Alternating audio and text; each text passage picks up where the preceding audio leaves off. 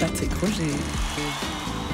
Il est l'heure maintenant du journal de la culture avec vous, Nicolas Caro. Ce matin, bonjour Nicolas d'abord. Bonjour Patrick. Vous évoquez un très beau festival de musique classique. Beau par la musique d'abord bien sûr, mais aussi par son cadre. C'est le 35e festival de la Vézère, du nom de la rivière qui coule en Corrèze, du côté de Brive-la-Gaillarde.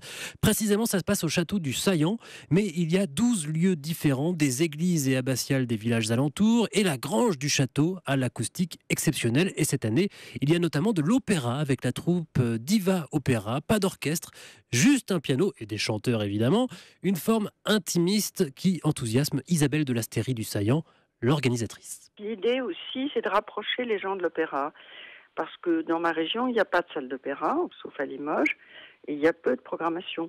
Donc c'est une initiation à l'opéra, et qui convient à la fois pour des gens comme moi, qui sont férus d'opéra, qui aiment beaucoup ça, ou des gens qui n'ont jamais été à l'opéra et qui le découvrent de cette manière, d'une façon plus ludique, plus proche. Puis on fait aussi une présentation aux enfants. Ils vont leur présenter le fonctionnement de l'opéra, les chanteurs, les costumes, comment ils vont faire. C'est une espèce de découverte des coulisses de l'opéra. Du ludo-éducatif en quelque Absolument. sorte et les noces de Figaro. Oui, c'est de ça, Mozart. là. Voilà. C'est prévu dimanche 9 août dans la grange du Saillant. Et puis attention, le festival de la Vézère reçoit aussi régulièrement des stars de la musique classique. Et vendredi 21 août, le dernier jour, ce sera le pianiste américain Nicolas Angelich, victoire de la musique classique en 2013.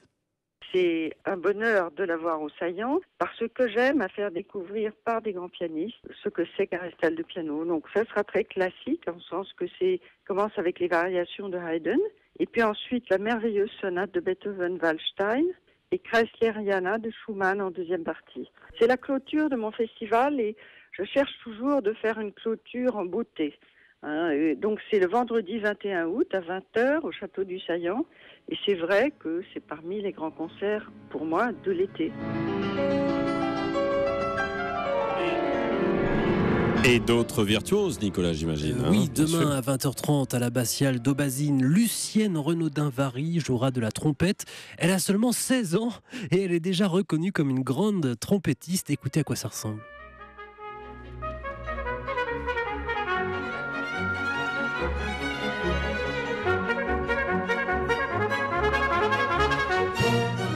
Bravo, impressionnant et original. Oui, plus classique mais non moins talentueux. Le 19 août prochain, ce sera au tour du violoniste Amaury Coetto, accompagné de l'orchestre d'Auvergne, encore un virtuose. Écoutez.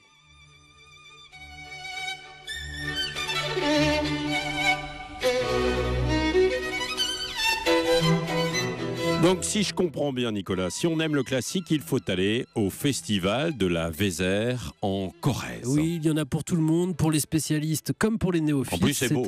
En plus, oui, c'est magnifique. C'est un festival qui donne envie d'aimer cette musique. Parfait, merci Nicolas. Et demain ? À la campagne encore, mais pour parler de La ferme des animaux, le livre de George Orwell.